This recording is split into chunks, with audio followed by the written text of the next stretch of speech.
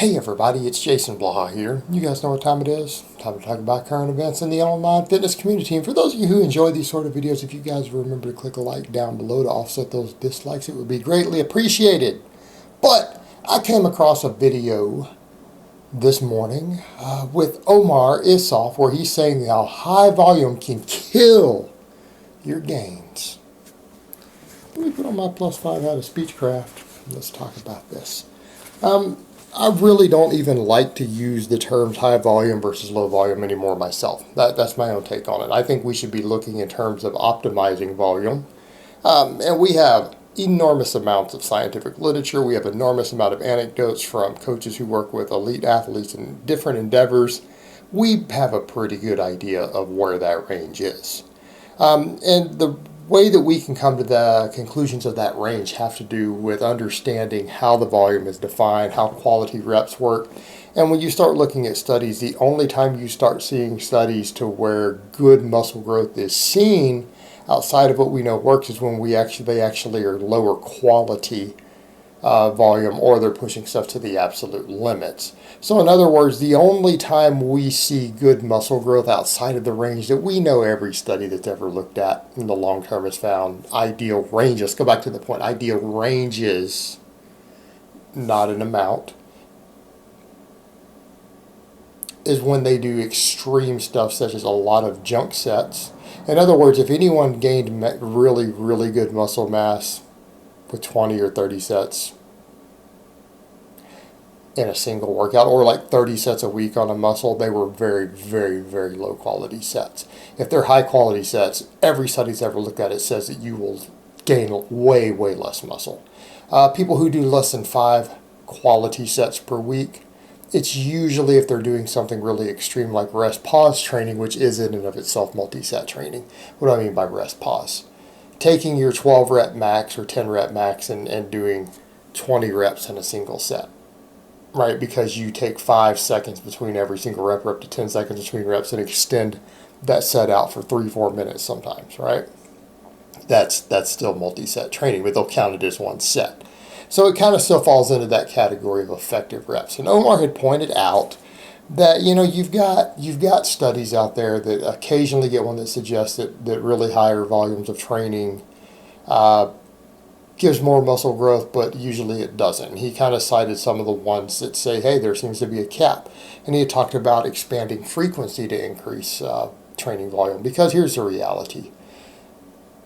And this is what Omar and everyone else needs to recognize. You can't just take all of your data from one source. And he tends to run in certain circles. He runs with Knuckles, he runs with Helms, and he's only looking at their myopic data instead of taking the total sum of the data that they're looking at, that other people are looking at, that people are arguing with them over. And when you look at all of it, it seems to be pretty clear that when we're talking quality sets, what I define as a quality set, you get within 1 rep of failure, right? In other words, at least 9 reps with your 10 rep max. That would be a quality set. When studies are done looking at quality sets to where we're getting within 1 rep in reserve, or you're hitting muscle failure, where does maximum growth occur? Depending upon the person and depending upon the muscle group, somewhere between 5 and 10 sets. There's your range. So what would I classify as high volume would be 10 sets. What would I classify as low volume? 5 sets. And he mentioned a lot about diminished returns. Well, higher volume gives diminished returns. No, absolutely not. Diminished returns means you get a return. Because he confused junk volume with diminished returns. What is junk volume? Junk volume gives 0 returns. Any sets or reps that you do that give you 0 additional muscle growth, we would count as junk volume. Or that make you regress, even worse. If you would gain less muscle because of the fact that you did them, that's also junk volume. Junk volume could also be defined as your early reps in a low quality set. In other words, here's an example of junk volume. Let's say you do a bunch of sets at 8 with your 10 rep max, right? You have 5 useless reps in every single set. Why do I say 5? Because only reps that get you within 5 of failure have any growth response in all the literature that's looked at it. That's the only ones that cause any muscle growth, or if legitimate compensatory acceleration is used. So that means if you take your 5 rep max and you do heavy singles with it, that's still, you'll get 1 quality rep.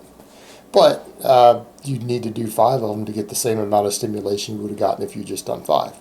So the whole point we come over to is that, let's say you do a bunch of sets of 8 where you only get 3 quality reps. All those reps before it are junk volume because you're doing large amounts of sets with submaximal weights with a lot of filler reps in there. Those are kind of junk volume because they're not contributing much. But if we start exceeding the volume that we get maximum growth from to where it diminishes, then that's junk volume too. So when we look at a lot of the literature that's out there, out of a single session, what do we find? Maximum growth for some muscles occurs at 5 sets. And when you take them to 10 sets in comparison, some of the muscles and some of the individuals, when they're compared, don't see any additional growth from 5 to 10. Everyone sees diminished growth. In other words, the 6th, 7th, 8th, 10th set seem to give a lot less muscle growth than the first 5 do, right? That's diminished returns. In other words, if we did 5 sets and we got X amount of growth, if we don't double the amount of growth we get going to 10 sets, that's a diminished return, right? Hopefully people understand that concept. Each subsequent set we got less muscle growth from. In some cases, no muscle growth. But that's usually your sweet spot in the range. And some people will respond better. And some muscle groups on the individual will respond better when we look at studies on that by going up to 9 or 10 sets, right? But you don't see a loss of muscle.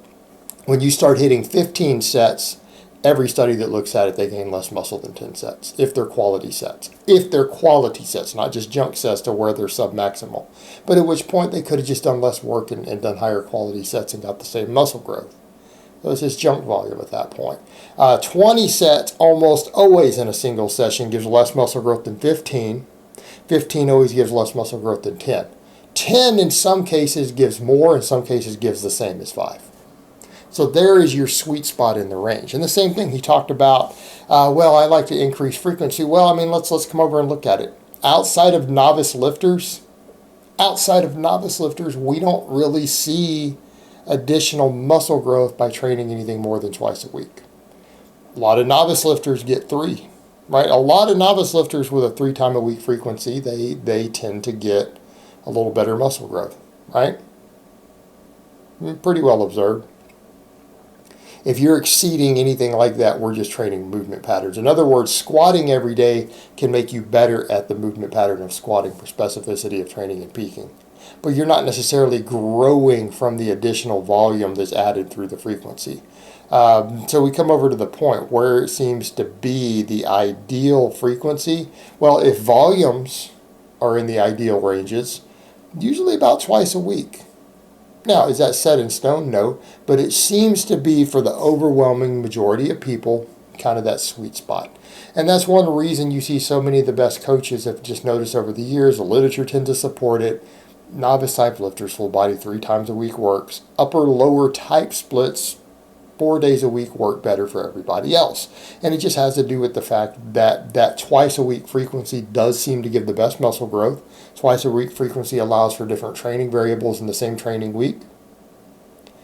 And it allows us to stack enough volume in. But here's the thing that it comes down to. Every single time that we look at volume studies, when in a single session, when you exceed 10 quality sets, muscle growth goes down. It's not diminished, guys. People need to understand that. After 5, it's diminished. Meaning you get less from each set you do. After 10, especially anytime we go and look at 15, especially at the 15 mark, quality sets, people gain less muscle. I don't mean they gain less per set, they gain less muscle. In other words, if over a course of time the people in the 10 set group gain 3 pounds of muscle, the people in the 15 set group gain 2 pounds of muscle. The 20 set end up gaining 1 or 1.5. So they gain less muscle as a result. So we're getting into extreme junk volume. But again, how do we define that? Well, those are usually when people are taken within 1 rep to failure or to failure. That's usually where you see those sort of numbers at in it. And so what are we really saying? What's our optimized volume? 5 times 5 quality reps per set times 5 sets, that's 25. And the upper end seems to be about 50. So somewhere between 25 and 50 quality reps in a single session for a muscle. Quality reps.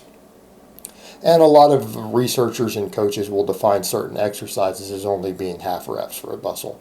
An example, overhand grip barbell row for your biceps. It really is half a set or half a rep because it's not the best stimulation for the biceps. Same thing, a bench press in the triceps. It could fall into that same category, right? So you could look at things in regards to that of muscles that are still primary movers with a secondary stress. Maybe you could double the volume on those exercises or double the quality reps and stay in that range because they're working a little less hard, even though they're still being hit. That's one way to look at it because they will still reach muscle failure also. They'll reach muscle failure also. But they get fewer quality reps out of it. So they're roughly half. So you could look at exercises like that from that perspective, but that's usually your sweet spot on your volume. And thinking of volume outside of a context of that, you're honestly having to do bizarre training methods that aren't necessarily the best quality per set in order to get outside that range and really make good muscle growth, which will, of course, kill your gains sometimes. All right, guys, so that's really all I have to say on that today. I hope it's been informative, and I will talk to you guys next time.